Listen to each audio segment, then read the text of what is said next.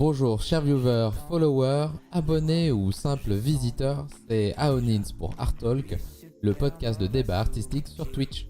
Très heureux de pouvoir vous présenter ce second nouveau format, plus intimiste, plus posé que nos précédentes vidéos avec Artwalk. On a pu interviewer les artistes invités par la Japan Toucharu et si vous ne les connaissez pas, on espère que vous prendrez du plaisir à les découvrir à travers ces capsules toutes spéciales. Soutenez-nous et ne ratez rien en vous abonnant sur YouTube avec la petite cloche. Toutes nos news passent par nos réseaux, alors n'hésitez pas à nous suivre. Toutes les informations importantes sur les artistes interviewés ou notre média sont en description. Des bisous et bonne vidéo.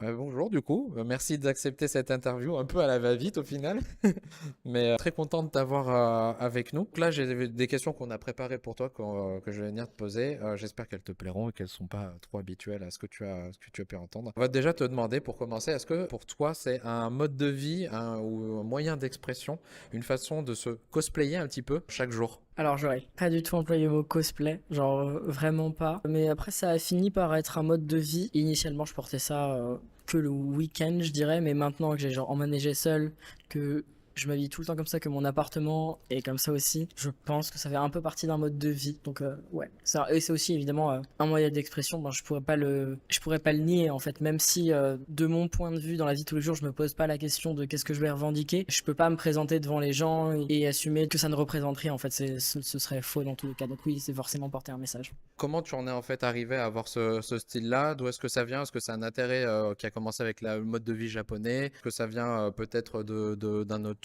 genre, une fiction ou quoi que ce soit qui existe? Alors, je pense qu'il y a un peu un mélange de tout. Je pense que dès l'enfance, j'étais un peu habitué à des œuvres de fiction japonaise, que ce soit des mangas qui passaient à la télé. Puis ensuite, il y a eu des jeux Nintendo, genre la Maison du Style, où il y avait des styles alternatifs japonais. Primaire, j'avais déjà quelques intérêts. Et ensuite, collège, j'ai été vraiment très fan de manga.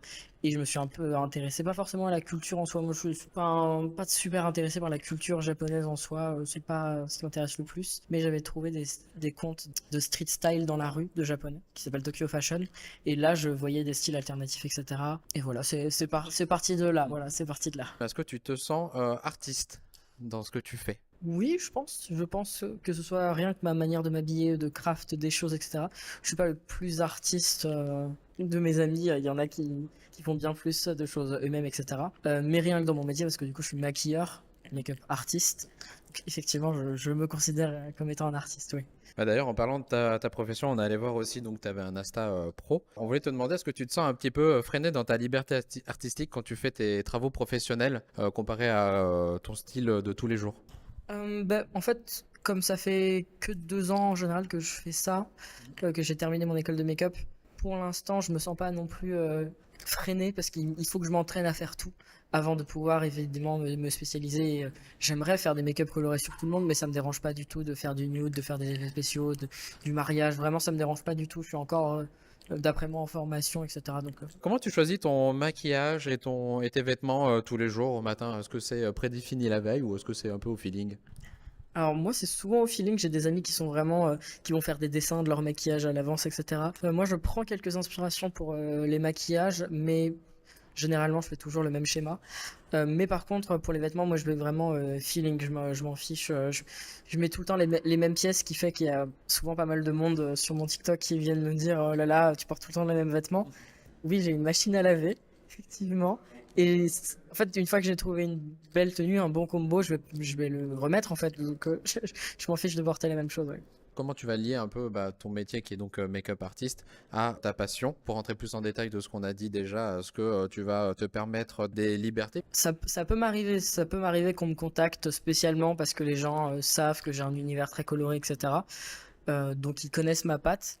Et oui, effectivement, ça aide un petit peu en tout cas à ce que les gens soient en confiance sur le fait que j'arrive à mettre de la couleur, etc. Parce que souvent c'est du nude, des trucs comme ça. Donc ouais, ça aide. J'ai une dernière question du coup pour toi là. D'après toi, le maquillage permettra-t-il d'aller vers l'expression de soi plutôt que vers la perfection artificielle du fait de cacher les défauts? Alors je pense qu'il va y avoir un petit peu des deux parce que il y a le maquillage des hommes qui va arriver, je pense, parce que c'est déjà un petit peu le cas en Asie, les hommes se maquillent de plus en plus pour leurs imperfections, alors que en Europe ce n'est pas du tout le cas, donc peut-être qu'il y aura ce marché-là à conquérir, on ne sait pas.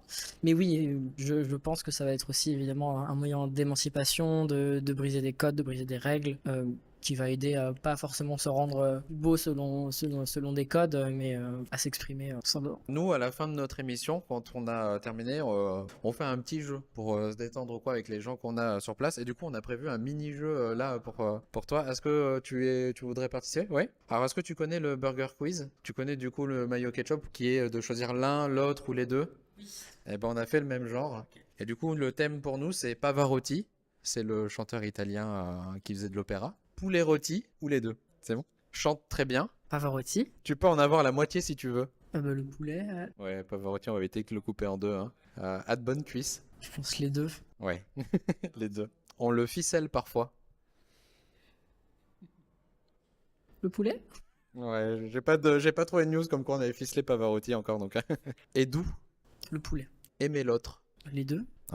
J'ai marqué Pavarotti ou les deux, mais il faut savoir pour la petite anecdote que Pavarotti aimait bien faire du poulet à sa famille. Voilà.